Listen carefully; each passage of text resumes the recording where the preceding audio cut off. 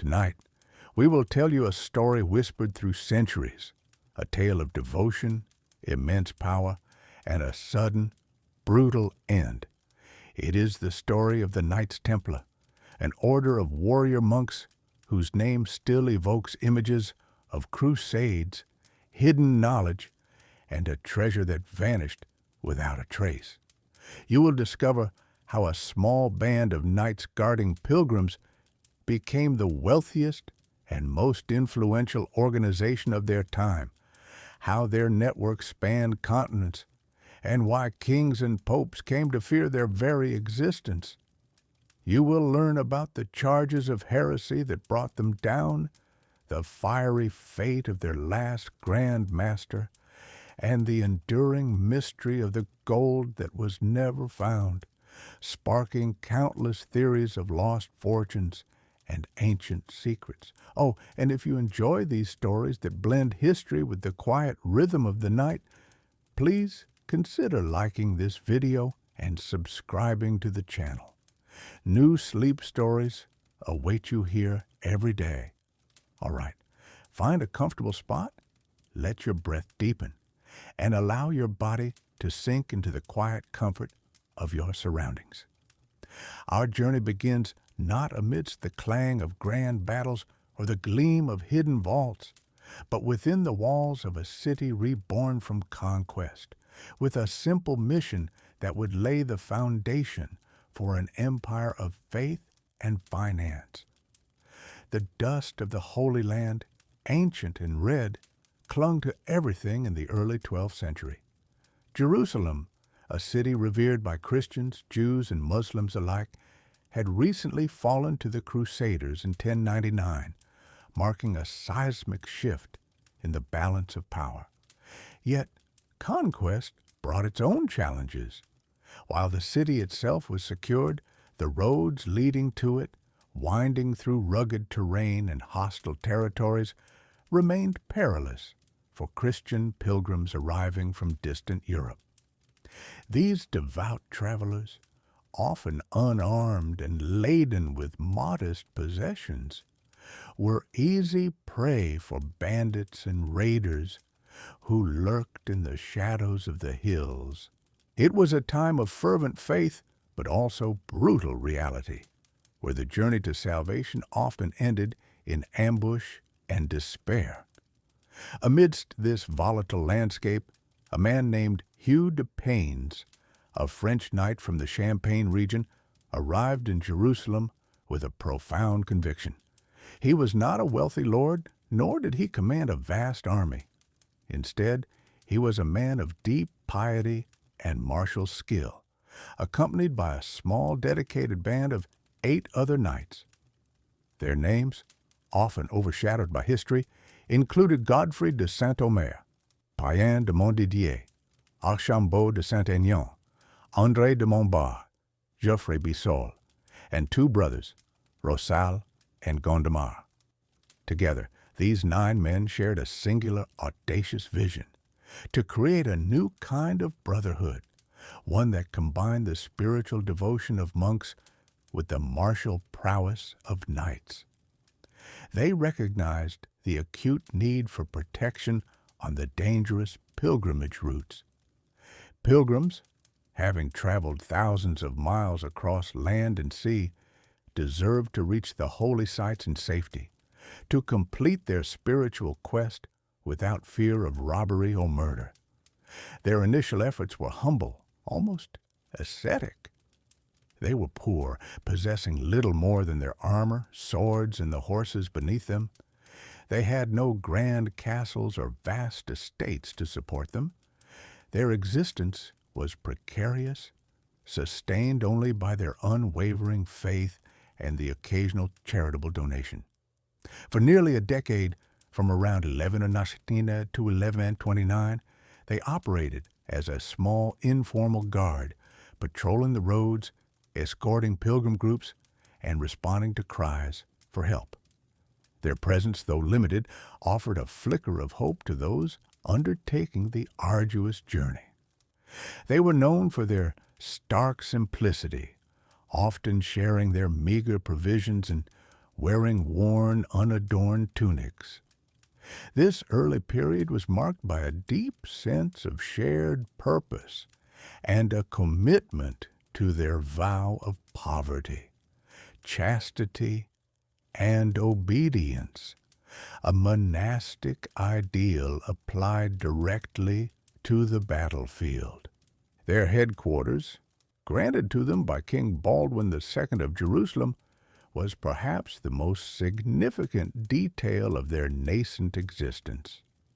They were given a portion of the royal palace, which stood on the site of the ancient Temple of Solomon, a place steeped in biblical history and profound spiritual significance.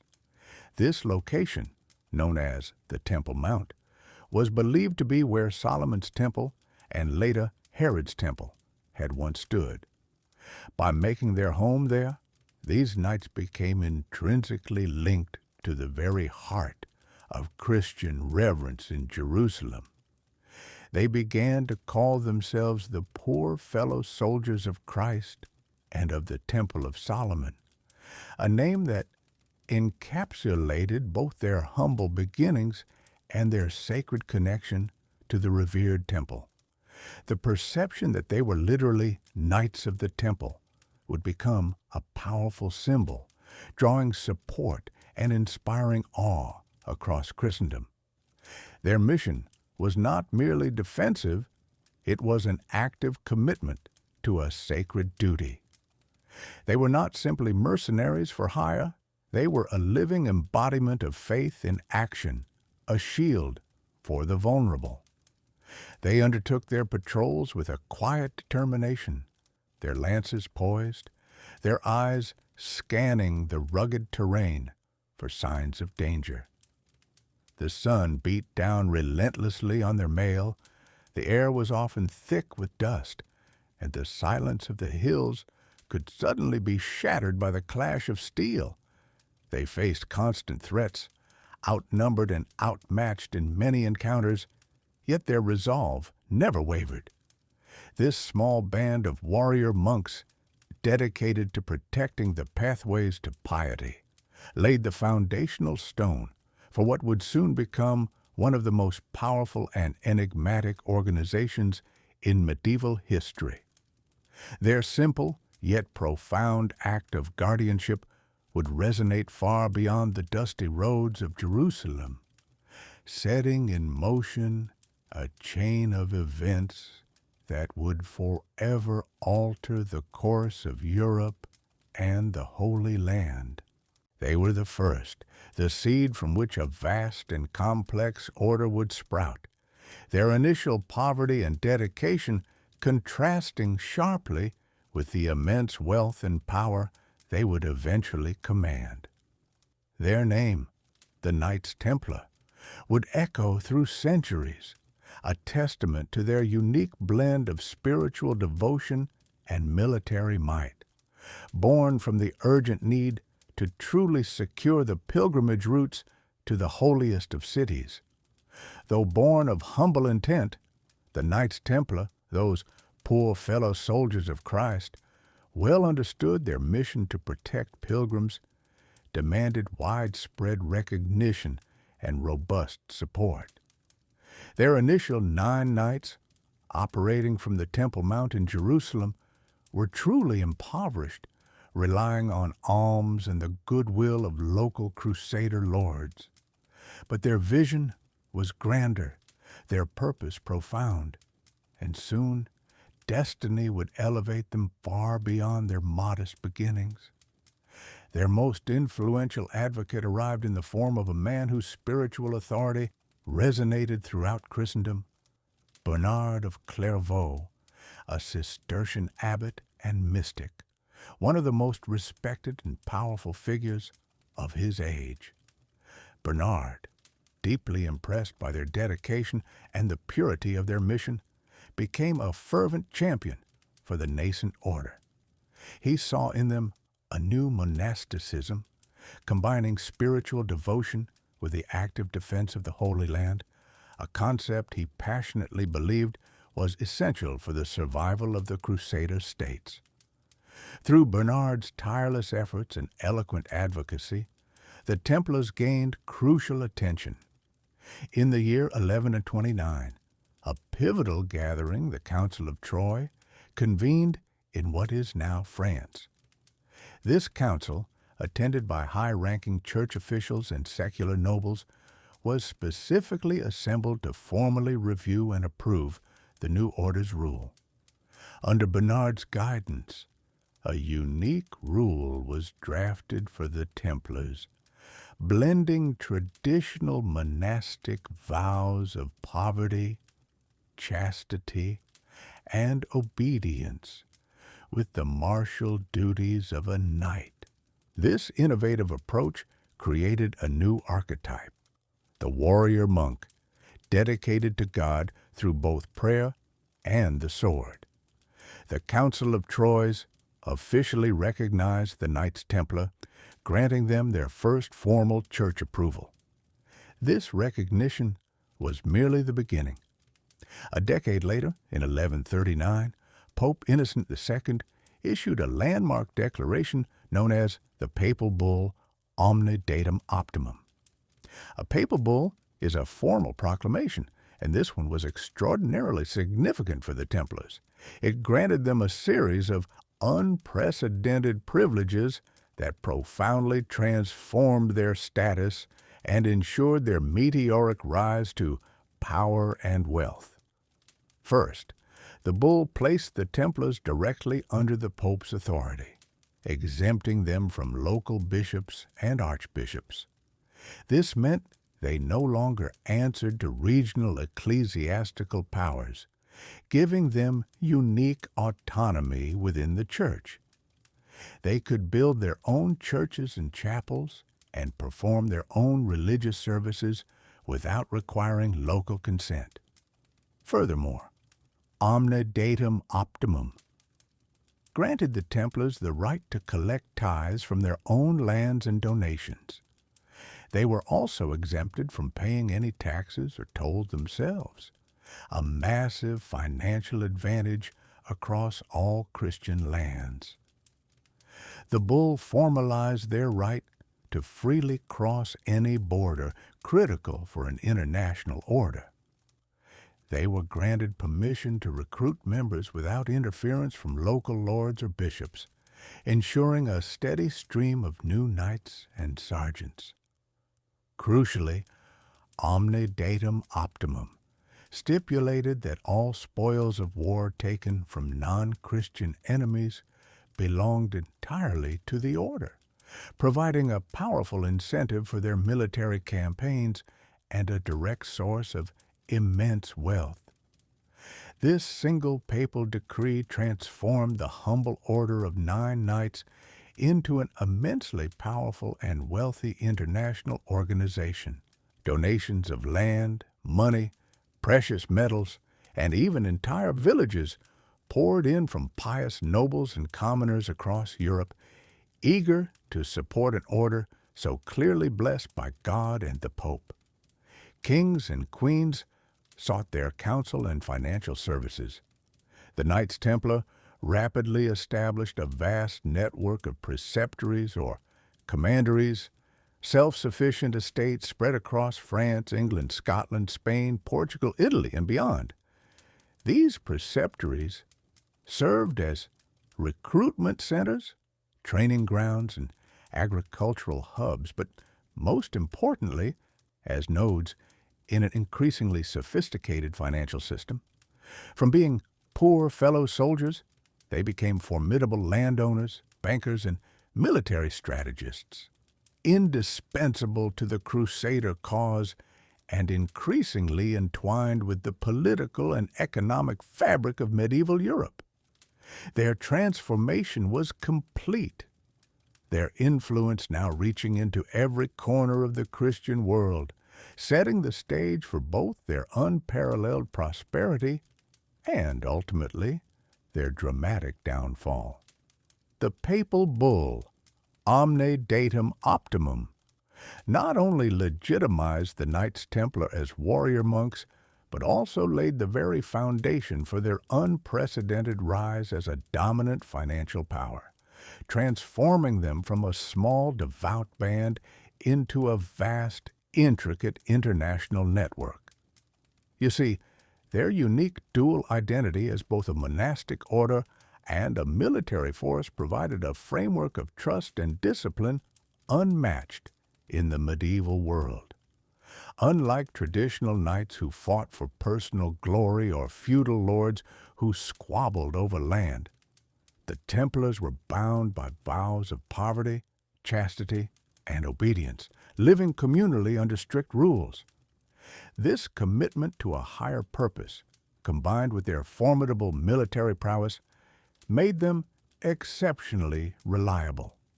Across Europe, the Templars began establishing what were known as preceptories, also sometimes called commanderies.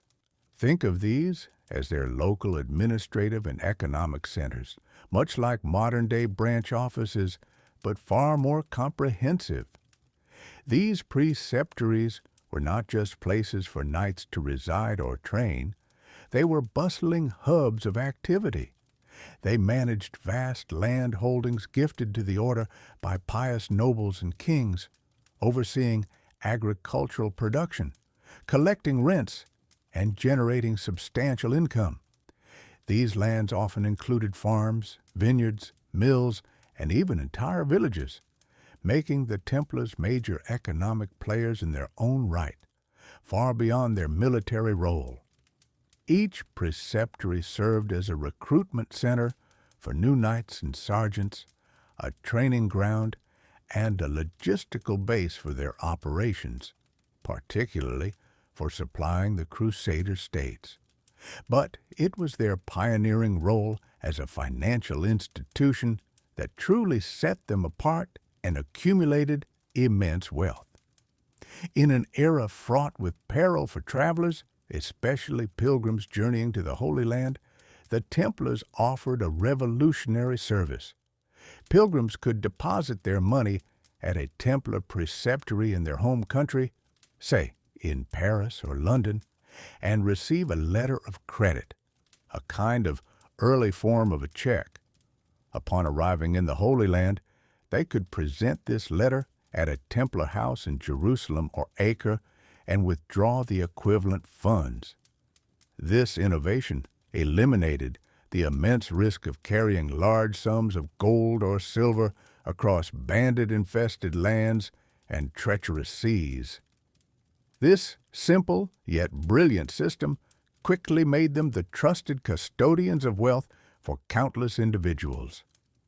From this foundation of safeguarding pilgrim funds, the Templars expanded into full-fledged banking. They began offering loans not just to ordinary citizens, but to nobles, merchants, and even kings and popes. Their vast network of preceptories allowed for secure, large-scale financial transfers across vast distances, something no other entity could reliably provide. Kings, such as Louis IX of France and Henry III of England, frequently borrowed massive sums from the Templars to finance wars, royal projects, or even their daily court expenses.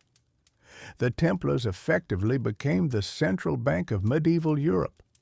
They managed royal treasuries, collected taxes for monarchs, and acted as financial agents for the papacy itself, handling the flow of funds for crusades and other church initiatives. Their immense wealth was a result of this multifaceted approach. Donations continued to pour in from grateful or devout patrons. The income from their extensive land holdings was meticulously managed and reinvested.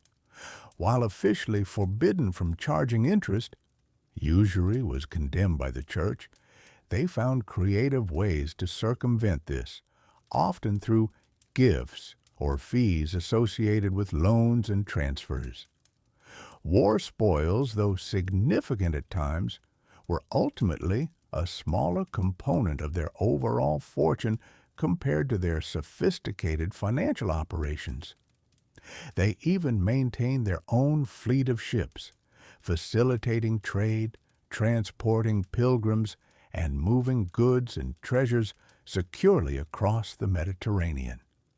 This allowed them to control vital trade routes and further expand their economic influence. By the mid-13th century, the Knights Templar had amassed an astonishing fortune. They owned vast tracts of land, countless castles and fortresses, precious metals, jewels, and an unparalleled network of financial assets. They were creditors to nearly every major European power, holding collateral and influence that extended far beyond the battlefield.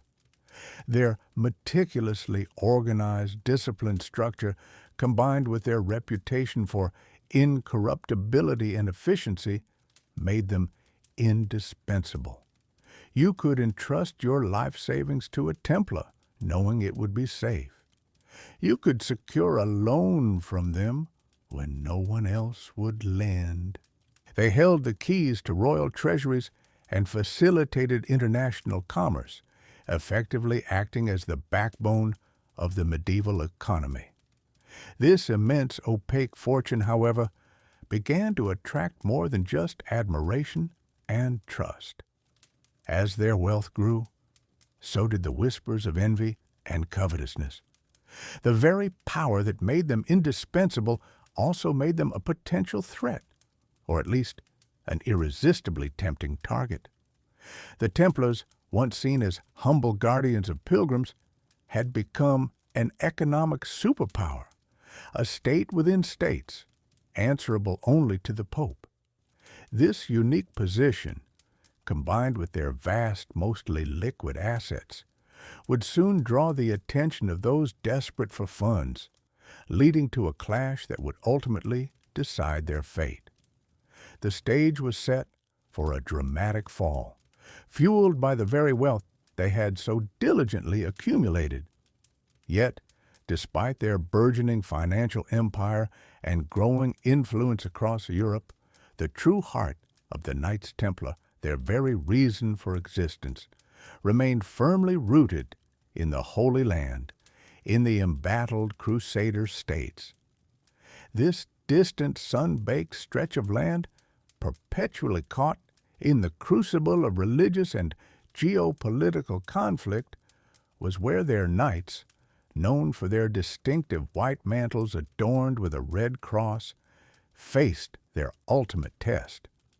Their primary mission was unwavering: to protect the Christian territories established after the First Crusade, and to ensure the safety of pilgrims journeying to Jerusalem, the city where their order was born.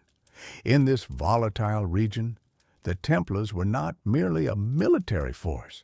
They were the vanguard, often the first into battle and the last to retreat. They embodied the unwavering resolve of Christendom, acting as the elite shock troops of the Crusader armies. Their discipline, honed by monastic vows and rigorous training, made them formidable opponents on the battlefield. They fought with a ferocity born of conviction, believing their cause to be divinely sanctioned. This unwavering commitment earned them both immense respect from their allies and a deep, often fearful, reverence from their adversaries. To secure their fragile hold on the Holy Land, the Templars constructed and garrisoned an impressive network of formidable fortresses. These massive stone strongholds, strategically positioned along vital routes and borders, were engineering marvels of their time. Castles like Crac des Chevaliers, a vast concentric fortress in present-day Syria, stood as an almost impregnable bastion against invading forces.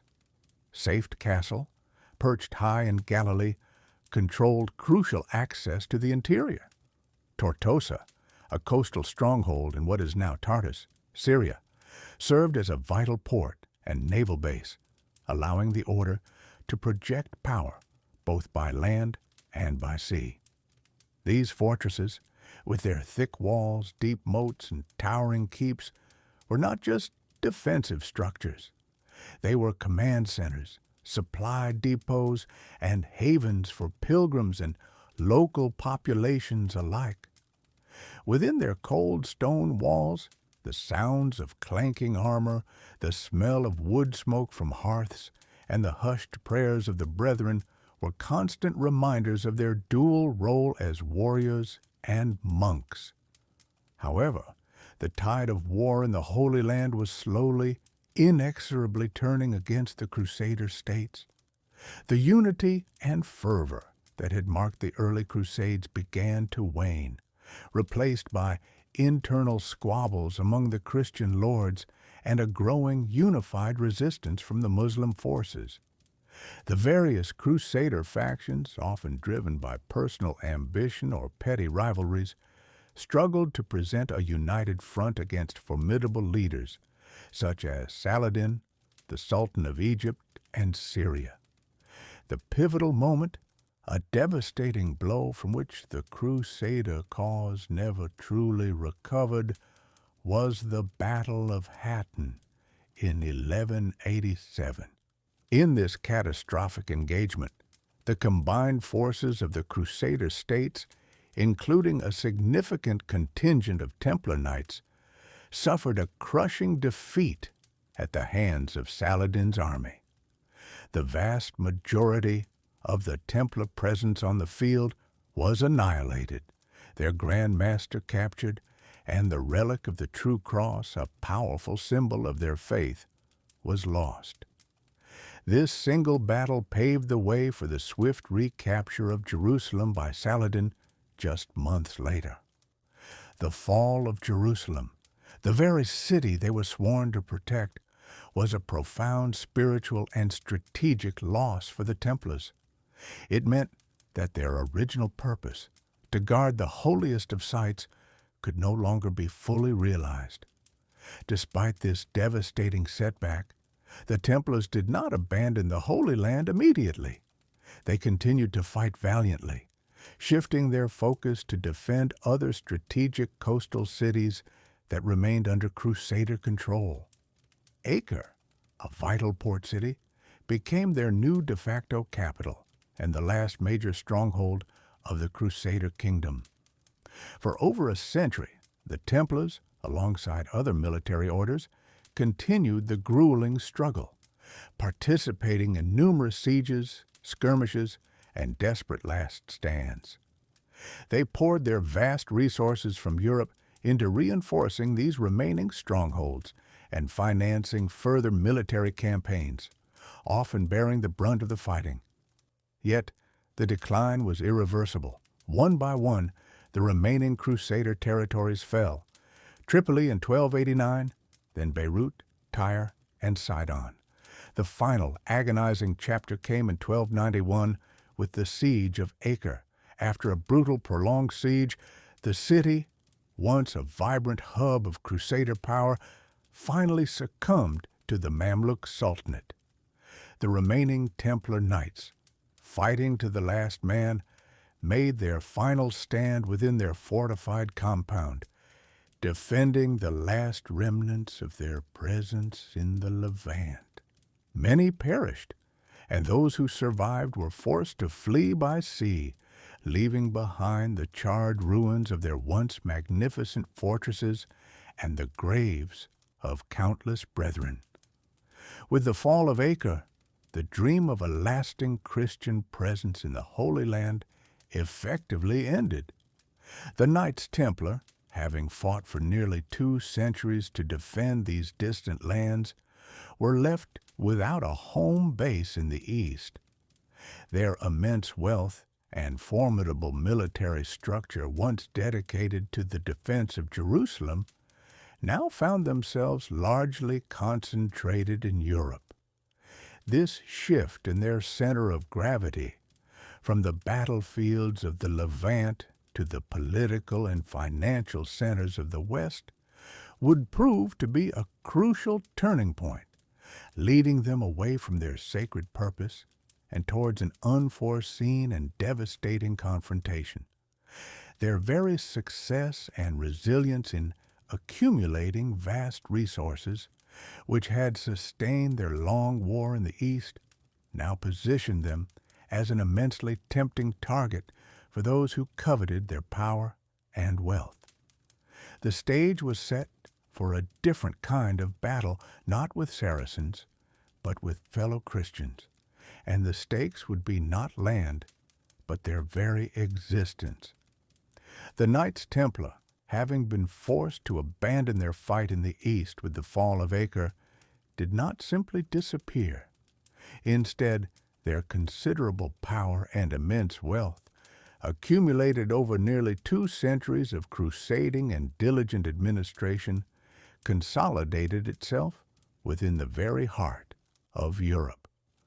While their original sacred mission to protect pilgrims and crusader states had largely ended, the intricate and extensive infrastructure they had meticulously built across the continent remained, and indeed flourished beyond measure. This was a network unlike any other. You see, the Templars were not merely a formidable military order. They were also an extraordinarily sophisticated economic powerhouse, a pioneering financial institution that operated on a scale unmatched by any kingdom or merchant guild of their time. Their vast network of preceptories, which were essentially fortified administrative centers, stretched with remarkable efficiency from England to Portugal, from the chilly northern reaches of France to the sunnier climes of Italy and Germany. Each preceptory managed significant land holdings, often vast estates cultivated by tenant farmers, producing abundant agricultural goods like grain and wine, and generating substantial, consistent income. They owned numerous mills, vineyards, lush forests, and even entire towns, all contributing steadily to their ever-growing treasury. The cold stone walls of their commanderies housed not only knights, but also scribes, accountants, and administrators, managing a truly colossal enterprise. But their true genius, and perhaps their most dangerous asset, lay in their remarkably advanced financial system. Imagine a world without modern banks, where transporting large sums of money across dangerous bandit-infested roads was a perilous undertaking. The Templars solved this problem with ingenious simplicity. A pilgrim or merchant could deposit a substantial sum of money at a Templar preceptory in, say, bustling London, and in return receive a carefully written letter of credit, a formal, sacred promise to pay. This valuable letter could then be safely presented at another Templar house, perhaps in the vibrant markets of Paris, or even as far as the besieged remnants of their presence in Jerusalem, and the exact equivalent sum would be paid out. This groundbreaking system, known as letters of credit or bills of exchange, was truly revolutionary for its era. It effectively made them the de facto international bankers of medieval Europe, the most trusted custodians of wealth for powerful kings, influential nobles, and wealthy merchants alike. Monarchs frequently borrowed heavily from them to finance their costly wars or ambitious grand projects. Knowing the Templars possessed both the vast resources and the unparalleled infrastructure to handle such immense transactions with impeccable reliability. Their treasuries, often located deep within the secure confines of their fortresses and larger preceptories, were legendary for their contents. They held not only vast quantities of gleaming gold and silver coin, meticulously weighed and stored, but also precious jewels, invaluable relics, and an immense number of financial documents representing outstanding debts, lucrative investments, and various forms of collateral. The sheer scale of their liquid assets was staggering. Unlike many kings who often struggled with fluctuating, unpredictable revenues and chronically empty coffers, the Templars possessed a consistent, globally diversified income stream. Their wealth was not tied to the often precarious fortunes of a single kingdom, making them incredibly resilient and, in many ways, far more financially stable than the very rulers they served and supported. However, this unparalleled prosperity, this almost unbelievable wealth, also created a significant and ultimately fatal problem. With the Holy Land largely lost, and their primary military purpose diminishing in the eyes of many European powers, the Templars began to be perceived differently. They were no longer the indispensable shield of Christendom in the East. Instead, they appeared as an immensely rich, highly independent entity loyal only to the Pope, possessing a powerful, disciplined army of knights and a financial empire that frankly overshadowed many European states. Their wealth, once a clear means to a sacred end, the defense and liberation of the Holy Land, now seemed to be an end in itself, a self-perpetuating machine of accumulation. This opulence, combined with their inherent secrecy and the uncomfortable fact that the true extent of their colossal holdings was known only to a select few within the highest ranks of the order, bred widespread suspicion and burgeoning envy. Rumors began to circulate throughout the courts and marketplaces, whispers of their vast, almost limitless fortune. Kings, constantly in dire need of funds to maintain their courts, armies, and burgeoning bureaucracies, looked upon the Templars' accumulated riches with a mixture of awe, desperate hope, and growing resentment. The very idea that such immense wealth lay largely unused for what they considered the pressing needs of their own kingdoms began to fester like a wound. The Templars, once universally celebrated as pious heroes, were now viewed by some as an inconveniently rich and dangerously powerful independent state operating within their own borders. They were becoming an irresistible, tempting target, a seemingly perfect solution to many a monarch's profound financial woes. Thus, their very success and the opaque nature of their immense treasury were about to become their greatest vulnerability. The stage was now irrevocably set for a dramatic and brutal turn of events, as the insatiable desire for their treasure began to eclipse their sacred and celebrated past, leading to an inevitable confrontation. The Templars' unparalleled wealth, independence, and secrecy, which had bred envy and suspicion among European monarchs, became a particularly dangerous point of fascination for one man. King Philip IV of France, often referred to as Philip the Fair. This appellation, you must understand, was not granted for his moral compass or his benevolent rule, but purely for his striking physical appearance, his handsome features, his tall, slender frame, and his regal, almost aloof bearing. However, beneath this outwardly serene facade lay a will of iron and a mind as sharp and unyielding as a freshly honed blade. Philip ruled France with an absolute determination to centralize power, to assert his royal authority over the fragmented feudal lords, and crucially, to bring the powerful influence of the Church under the dominion of the French crown. Yet, this grand vision, these ambitious policies, came at an astronomical cost, consistently plunging the French treasury into a state of profound and chronic financial distress.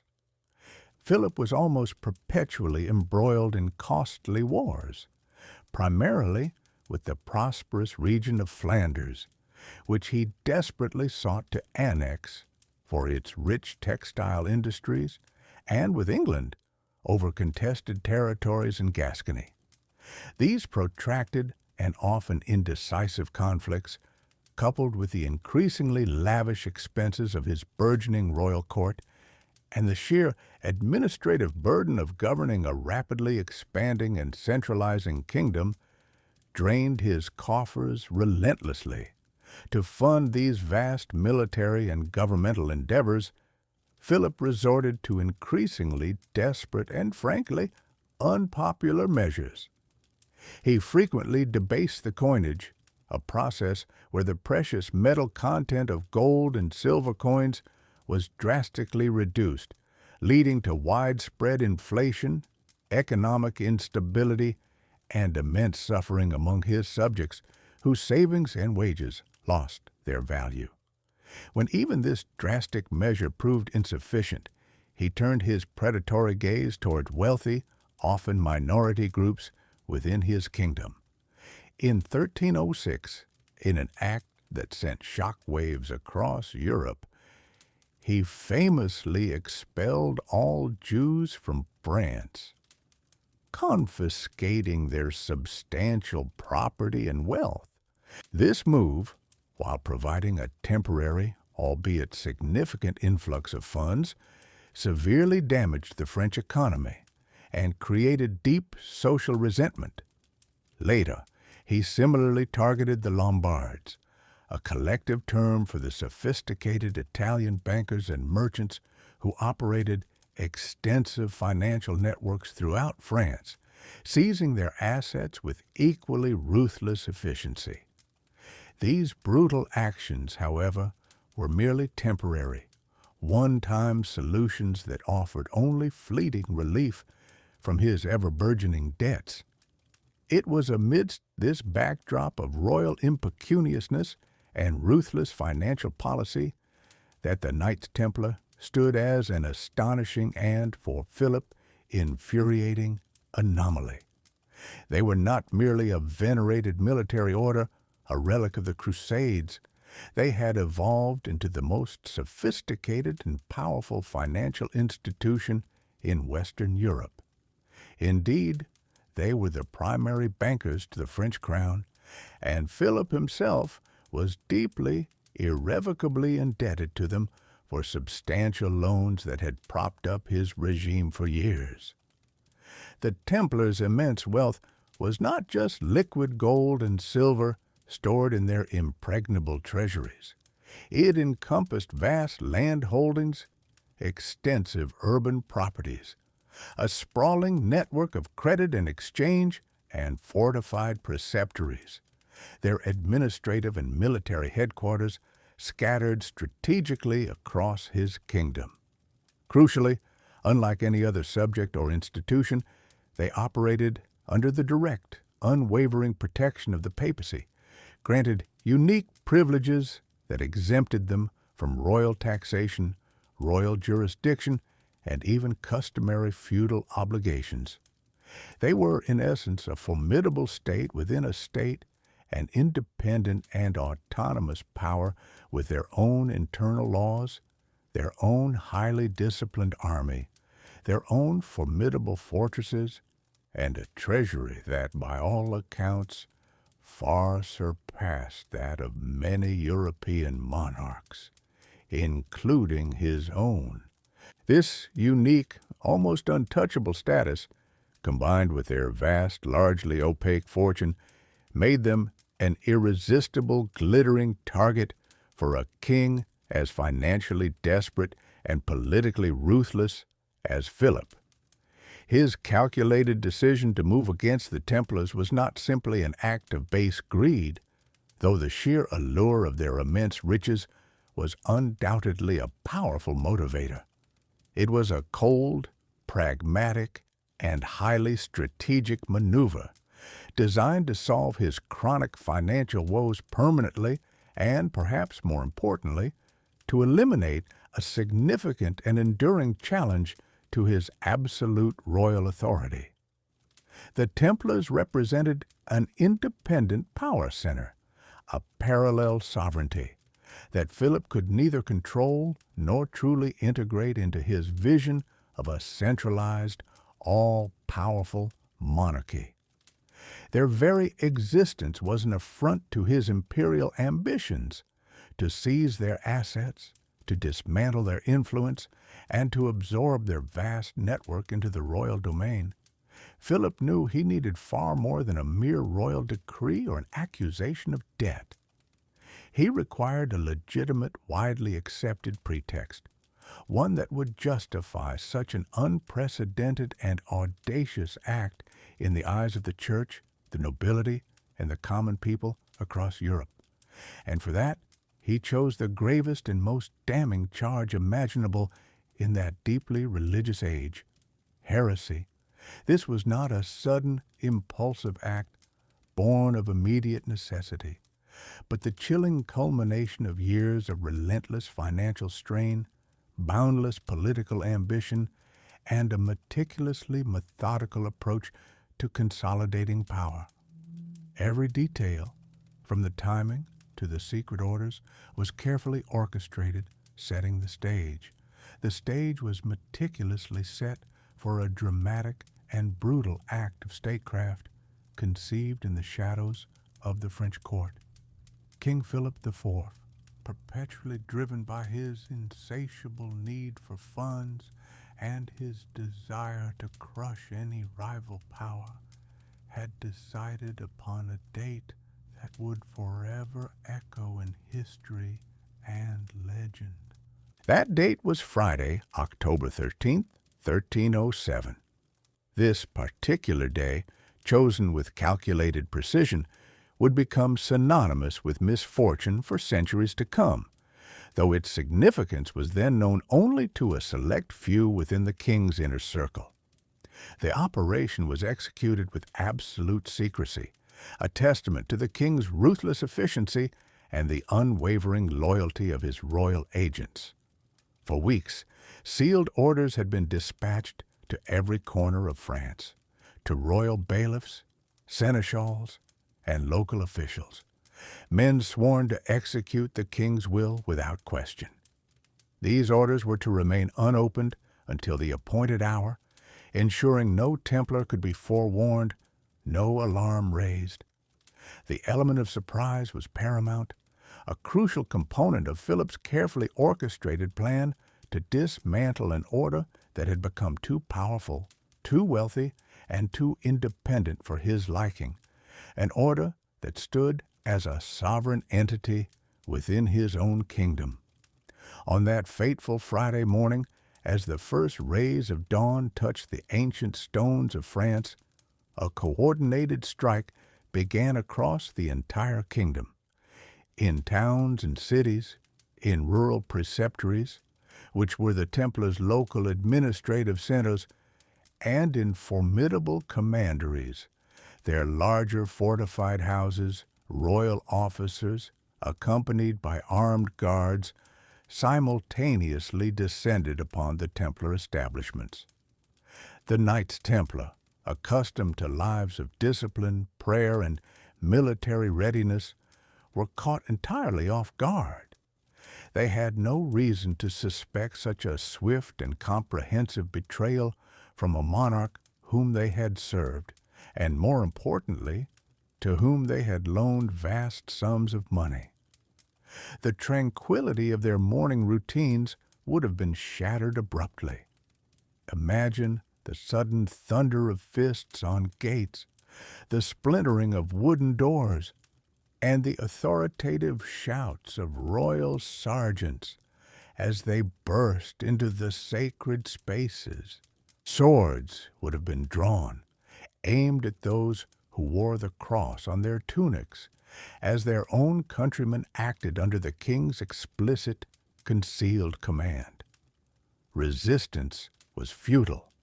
The Templars, though formidable warriors on the battlefield, were taken by complete surprise within their own homes, often outnumbered by the king's men. They were unprepared for an internal attack, a profound betrayal from the very heart of the kingdom they had sworn to protect. Grand Master Jacques de Molay himself was arrested in Paris, along with many of his senior brethren, in the very heart of the Temple, their grand Parisian headquarters, a sprawling complex that served as the Order's European hub and primary treasury. The arrests were swift and brutal. Knights, sergeants, and even servants of the Order were rounded up, often still in their nightclothes or disarmed before they could react. They were bound, chained, and immediately subjected to initial interrogations. The interrogators focused not on discovering facts, but solely on extracting confessions. The king's agents had been provided with a list of predetermined charges, accusations of heresy, idolatry, spitting on the cross, and various other shocking offenses that seemed utterly contrary to the Templars' public image as devout defenders of Christendom. These initial interrogations, conducted under duress and the immediate threat of torture, were designed to break the spirits of the arrested men. The goal was to force them to admit to practices that would justify the king's actions in the eyes of the church and the public. The narrative of their supposed depravity was already being carefully constructed, ready to be presented to a shocked and bewildered populace.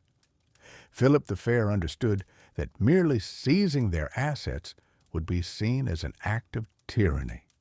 He needed a moral and religious pretext, a justification so heinous that it would turn public opinion against an order once revered across Europe. The scale of the operation was unprecedented, a chilling demonstration of royal power. Thousands of Templars, from the highest-ranking officials to the lowliest serving brothers, were simultaneously seized. Their vast properties, their precious goods, their intricate financial records, everything was immediately confiscated and placed under royal seal. This was no gradual inquiry. Instead, it was a total, sudden, and devastating decapitation of the order. The silence that followed the initial chaos of the arrests was heavy, a silence broken only by the clanking of chains and the grim whispers of royal agents securing their prize. The Templars, once the protectors of pilgrims and the guardians of the Holy Land, were now prisoners in their own land, stripped of their honor, their wealth, and their very freedom, caught in a trap meticulously set by a king who valued power and gold above all else.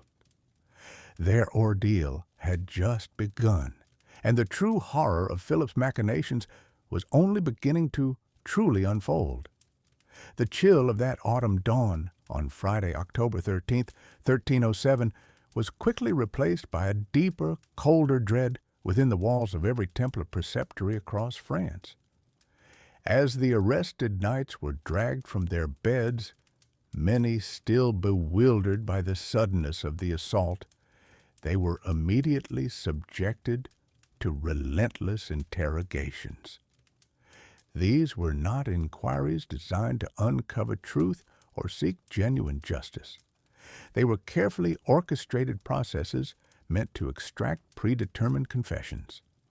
King Philip IV, known as Philip the Fair, had prepared meticulously for this monumental undertaking, providing his agents, royal bailiffs and inquisitors, often armed with instruments of pain, with a detailed pre-written list of shocking charges. These accusations, though seemingly impossible for an order dedicated to Christ, formed the very bedrock of his audacious case against the Templars. You, as a Templar, would have faced interrogators whose faces were often grim, their questions relentless, demanding answers that defied reason and shattered your understanding of loyalty and faith. The primary accusation, the most heinous in the eyes of the church and populace, was idolatry. It was claimed that during secret initiation ceremonies, new members were compelled to deny Christ explicitly, to spit upon the cross, a profound act of blasphemy, and to worship a mysterious idol. This idol was often described as a grotesque, bearded head, a dark effigy referred to as Baphomet. This alleged blasphemy struck at the very core of Christian belief, painting the Templars as not merely misguided, but as traitors to God himself, a betrayal that would shock any pious believer. Further charges included engaging in abhorrent immoral acts, specifically sodomy, and performing illicit absolutions, a sacred priestly function that lay brothers, as most Templars were, had no legitimate right to perform. It was also asserted that the order held secret meetings, hidden away from public scrutiny, where unholy rituals took place, rituals that were said to mock God and defy all sacred law. These were grave charges indeed, meticulously crafted not for accuracy, but to utterly destroy the order's once unblemished reputation and its very legitimacy in the eyes of the Christian world. The methods used to obtain these terrifying confessions were brutal, systematic, and, crucially, sanctioned by the king's absolute authority, often operating under the thinly veiled guise of the French Inquisition, an institution which Philip had strategically brought firmly under his direct royal control.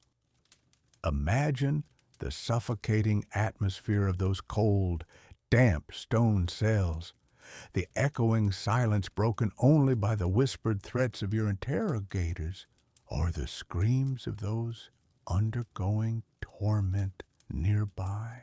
One common torture method was the strappado, where your hands would be tied tightly behind your back with a rough rope. Then you would be slowly, agonizingly hoisted high into the air by that rope attached to your wrists, dislocating your shoulders with a slow, grinding, unbearable pain. Another horrific technique involved the rack, a device designed to stretch your body beyond its natural limits, pulling your limbs from their sockets, tearing muscles and ligaments with excruciating, bone-rending pain that felt as though your very skeleton was being ripped apart. Some endured the torment of fire, a cruel method where their bare feet were slowly roasted over hot coals, the unbearable searing heat scorching flesh and bone until the smell of burning skin filled the air. Others were subjected to the infamous water torture, where immense quantities of foul water were forced down their throats, causing extreme swelling, choking, and the terrifying sensation of drowning, their lungs filling, their bodies bloating. Sleep deprivation, prolonged starvation, and crushing solitary confinement were also systematically employed, slowly, relentlessly eroding the will and sanity of even the strongest, most devout men, rendering them desperate for any release from their suffering. The singular purpose of these relentless torments was chillingly clear: to utterly break the spirit of the accused and force them to confess, word for word, to the fabricated charges. Philip needed these confessions desperately, not only to justify the unprecedented mass arrests and the immediate, widespread confiscation of the Templars' immense wealth, but also to legitimize his actions in the eyes of the world. Without public admission of guilt, extracted from the Templars themselves, his actions would appear as nothing more than a naked power grab, a sacrilegious assault on a revered sacred order, an act that could turn both the Church and other European monarchs against him.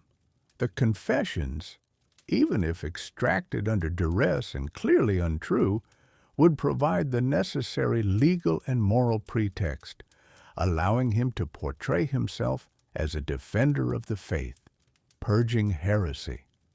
Many knights, their bodies broken, their minds shattered by days or weeks of unspeakable, ceaseless suffering, eventually succumbed, uttering the vile words their tormentors demanded.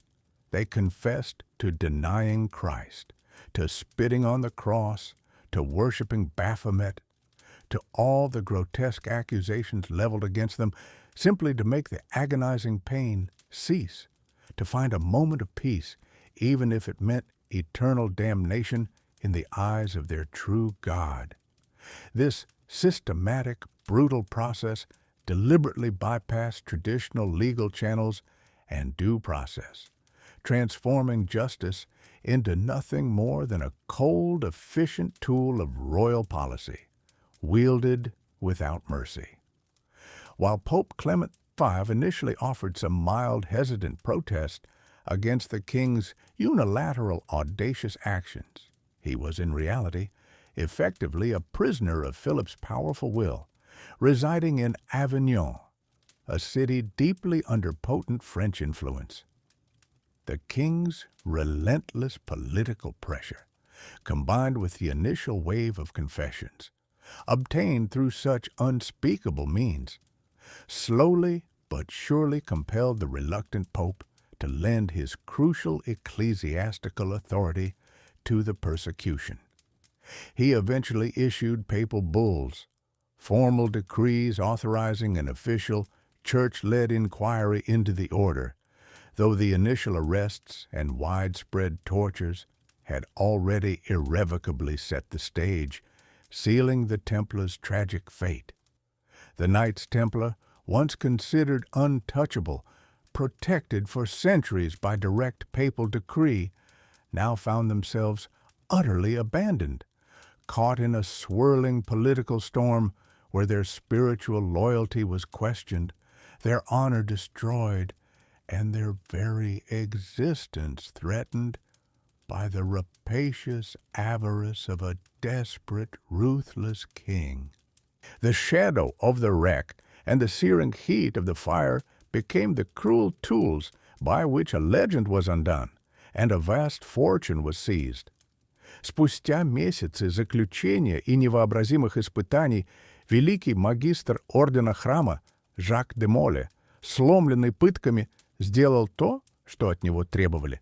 Он, как и многие другие рыцари, под пытками признался в ереси, идолопоклонстве, отречении от Христа и других ужасающих обвинениях.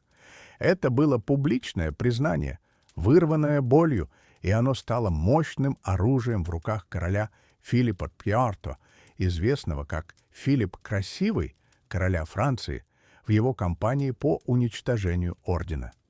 Для внешнего мира, для тех, кто не знал истинных страданий пленников, это выглядело как доказательство вины.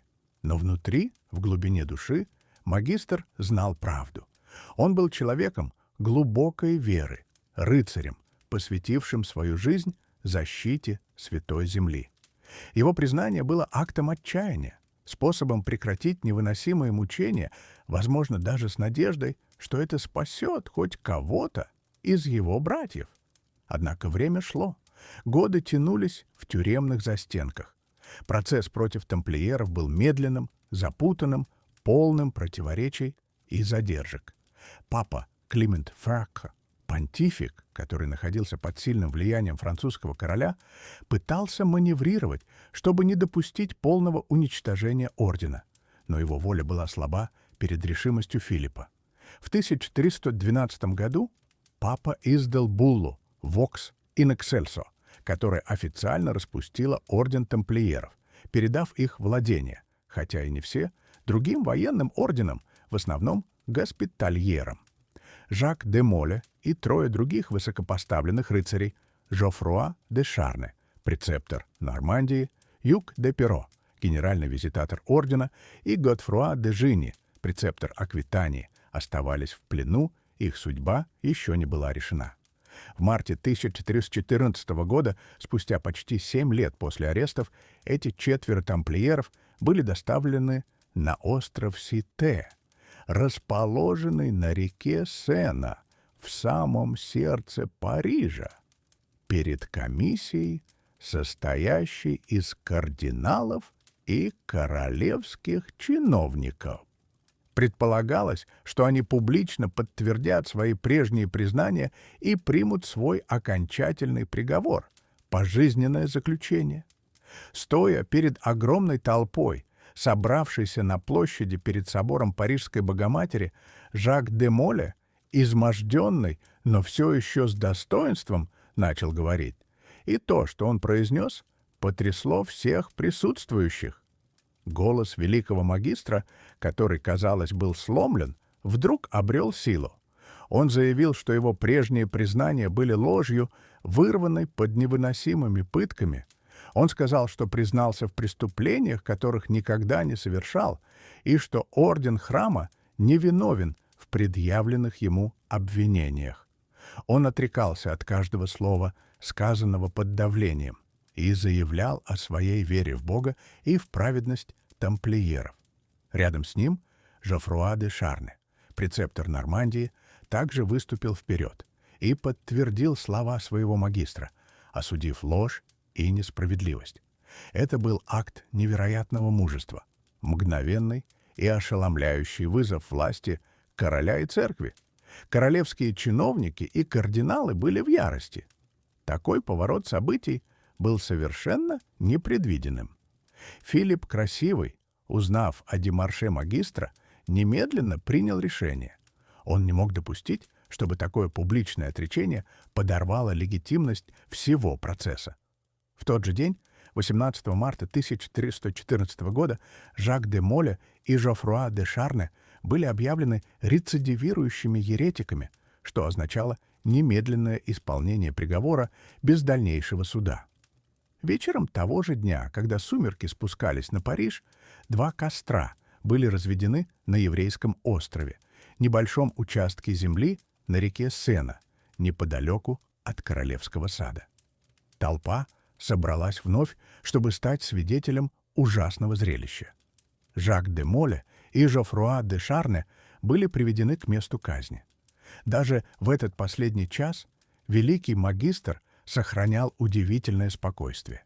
Он попросил, чтобы его повернули лицом к собору Парижской Богоматери, чтобы он мог молиться в свои последние мгновения. Когда пламя начало подниматься, охватывая его, он, как гласит легенда, произнес слова, которые эхом разнеслись по векам. Его голос, несмотря на боль, был ясным. Он призвал к суду Божьему. Жак де Моле проклял своих главных гонителей, короля Филиппа IV и папу Климента Фиатео. Он заявил, что не пройдет и года, как они оба предстанут перед высшим судьей, чтобы ответить за свои преступления против ордена тамплиеров. Это было не просто предсмертное проклятие, а пророчество, наполненное верой в божественную справедливость. Огонь поглощал его, но его слова, как говорят, были услышавшимися. Он умер с достоинством, до конца отстаивая честь своего ордена. И, как ни странно, пророчество сбылось с поразительной точностью.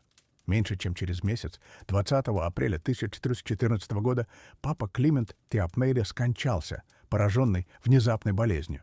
А в ноябре того же года, 29 ноября 1414 года, умер и сам король Филипп IV, упав с лошади во время охоты. Многие в то время и в последующие века видели в этом не случайность, а прямое исполнение проклятия Жака де Моле, последнего великого магистра тамплиеров. С его смертью закончилась не только история ордена, но и началась новая глава в легенде о его несметных богатствах, которые, как многие верят, так и не были найдены. The dramatic final moments of Jacques de Molay, the last Grand Master, as he faced the flames and uttered his chilling curse, marked not the end of the Templar story, but the beginning of its greatest enigma.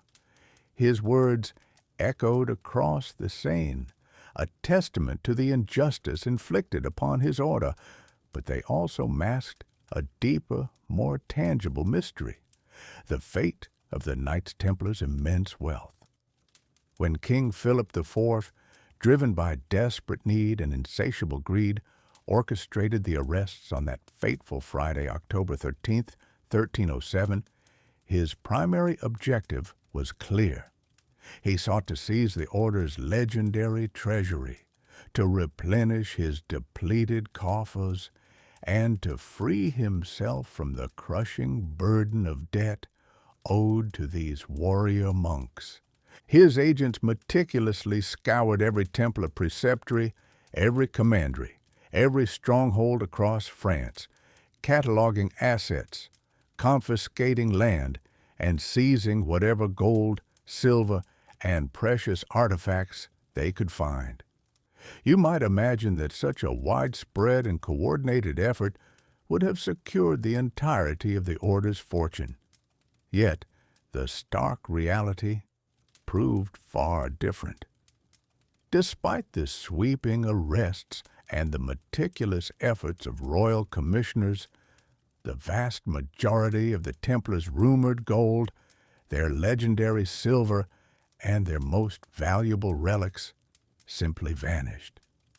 Official records compiled by Philip's own men showed considerable sums of confiscated wealth indeed, but they fell far short of the astronomical figures attributed to the order. It was as if a significant portion of their treasury had simply dissolved into thin air. This glaring discrepancy immediately fueled a torrent of speculation, a whispering campaign that would endure for centuries, giving birth to the legend of the lost Templar treasure. Where did it go? How could an organization so meticulously documented, so centrally managed to spirit away such immense riches right under the noses of one of Europe's most powerful monarchs? One of the most persistent theories suggests that the Templars, renowned for their intricate intelligence network and their foresight, had anticipated the king's move. Perhaps they had received a warning, a subtle hint of the impending doom, allowing them precious time to enact a desperate plan. It is said that in the days leading up to the arrests, a number of Templar ships, laden not with pilgrims or crusaders, but with mysterious cargo, quietly slipped out of French ports, sailing under the cloak of darkness to unknown destinations. These vessels, according to legend, carried not only the order's precious metals, its jewels, and its most sacred relics, but also the very records that could have detailed their true financial holdings, rendering Philip's confiscation efforts incomplete and frustrating. You can almost picture the hushed preparations, the clatter of carts under a moonless sky, the whispered commands as crates were loaded onto ships, their hulls gliding silently away from the doomed shores of France. Among the speculated destinations for this escaping wealth, Scotland frequently emerges as a prominent candidate. At the time of the Templars' downfall, Scotland was engaged in a fierce war for independence against England, led by Robert the Bruce. He was a king who, unlike Philip IV or Clement V, was not bound by papal decrees and, critically, had no reason to cooperate with the French king's crusade against the Templars. Indeed, many Templars are believed to have found refuge in Scotland, integrating into society or joining Bruce's forces. The Battle of Bannockburn in 1314, a decisive Scottish victory against the English, is sometimes cited as evidence of Templar military support, with tales of mysterious disciplined knights appearing at a critical moment to turn the tide. If the Templars had indeed brought their wealth to Scotland, it would have been a safe haven, a place where it could be hidden, invested, or used to support the order's continued, albeit clandestine, existence. Another compelling theory points to Portugal. The Knights Templar, under a different name, the Order of Christ, were officially reconstituted there, a strategic move by the Portuguese monarchy to preserve their valuable military and naval expertise. King Denis of Portugal, recognizing their immense value, negotiated with the Pope to allow the Templars to transfer their assets and members into this new order, effectively shielding them from the full force of the dissolution decree. It stands to reason that a significant portion of the Templar treasury, at least what remained in Iberia, could have been quietly absorbed into the Order of Christ, ensuring its survival and continued influence for centuries. This would explain why no grand, obvious treasure was ever found. It was simply repurposed, rebranded, and put to new use. Beyond these more organized transfers, countless smaller caches of Templar treasure are believed to have been hidden by individual knights or small groups, buried in remote locations, tucked away in forgotten crypts beneath ancient churches, or concealed within the labyrinthine tunnels of their former strongholds. These were not grand, centralized treasuries, but rather pockets of wealth, personal valuables, or local tithes, secreted away in the hope that one day the order might rise again, or that the true story of their persecution would finally emerge. You can imagine the solitary knight, perhaps a loyal treasurer or a dedicated commander, burying a chest of coins and documents beneath a gnarled oak, or sealing a valuable relic within a hidden wall cavity, a silent act of defiance against the king's avarice. The mystery of the lost Templar treasure continues to captivate historians, archaeologists, and treasure hunters to this very day. Expeditions have been launched, ancient documents scrutinized, and ruins meticulously explored, all in pursuit of the elusive gold. Yet, no definitive large-scale Templar hoard has ever been unearthed.